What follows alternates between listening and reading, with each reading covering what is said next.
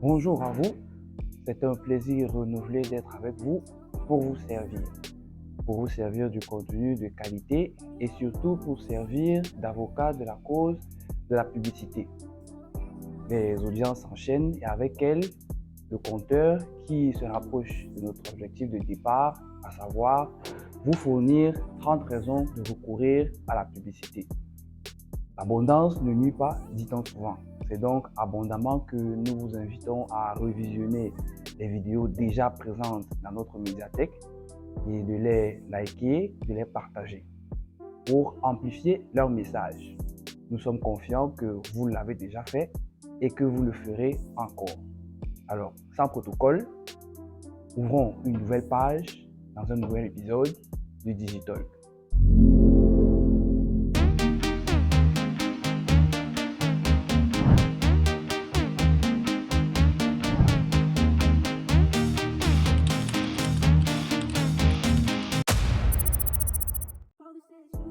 Malgré le dynamisme que nous avons enregistré dans la section des commentaires pour la thématique proposée la semaine dernière, c'est avec beaucoup de recul que nous avons convenu de sous-soir pour cette semaine la rubrique du quiz hebdomadaire. Bien que la correction des copies et dans ce cas la correction des commentaires paraît amusante, tous les sujets ne se prêtent pas à cet exercice. Alors quel exercice ou quel sujet avons-nous à traiter aujourd'hui? Nous verrons la publicité comme un ticket d'entrée dans un panthéon de grandeur. Alors vous voyez pourquoi nous avons gardé en réserve cette rubrique. Quel indice auriez-vous donné? Vous pouvez nous le dire dans la section des commentaires ou peut-être est-il encore tôt pour interroger sur un sujet aussi grandiloquent. Alors voyons donc ce dont il retourne dans ce 14e thème du Digitalk. Alors le savoir-faire requiert un temps de maturation. Certains parlent d'environ 10 000 heures pour espérer être un expert ou un maître dans un domaine. Alors ça c'est un sacré paquet d'heures. D'accord? Tout le monde doit faire ses classes. Nous en sommes nous-mêmes encore mais alors très éloignés pour ce projet d'émission. Donc on va dire qu'on est tous dans le même bateau, travaillant pour se hisser tout en haut. Et c'est tout le bien qu'on vous souhaite. Mais, entre-temps, comme on dit chez nous, entre-temps, il y a des Bao et des Chao qui y parviennent et qui deviennent des références dans leur domaine. Alors, une fois qu'on arrive à ce niveau de réussite, on cherche à impacter son environnement. Et là encore, c'est un autre niveau d'intensité dont on a besoin pour parvenir à se hisser au-dessus de la masse. Mais une fois qu'on parvient à atteindre cet autre palier de réussite, c'est des accolades et un autre niveau de reconnaissance dont on fait l'objet, et ça, dans tous les domaines. Les grands hommes d'affaires et les hauts fonctionnaires peuvent être sacrés de l'ordre des chevaliers de la valeur. Les footballeurs peuvent être sacrés ballon d'or.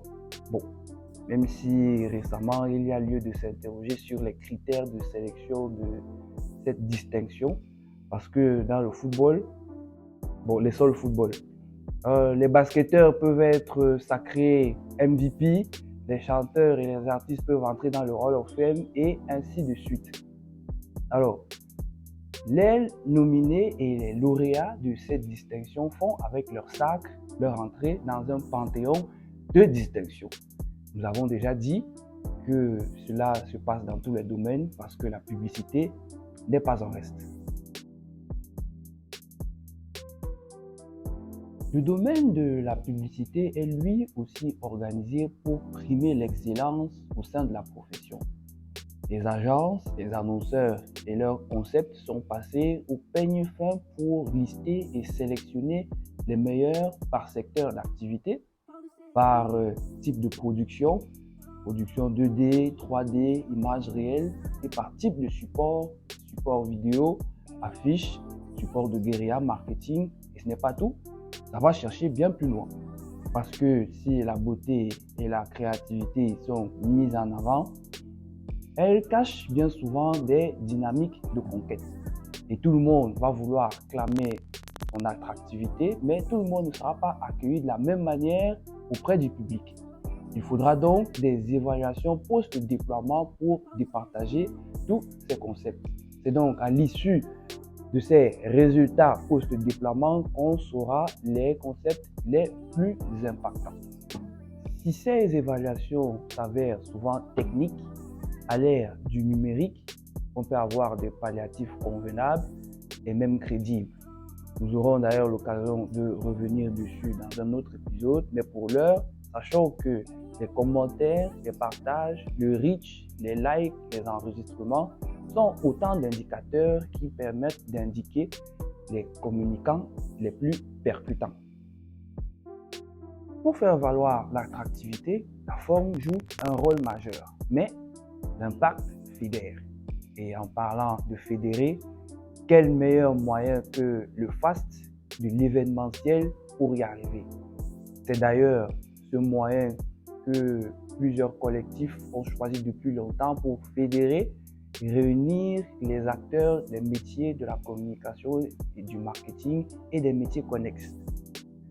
Parlant d'événements ou d'awards, puisque c'est de cela qu'il s'agit, il y a autant d'événements que de pays, si ce n'est plus.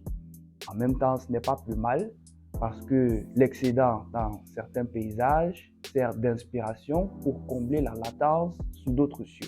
Ces événements prennent de plus en plus des allures scientifiques lorsqu'on sait que des thèmes sont votés et sont débattus pour discuter du futur de la profession, pour discuter des défis à maîtriser et pour identifier les opportunités à saisir.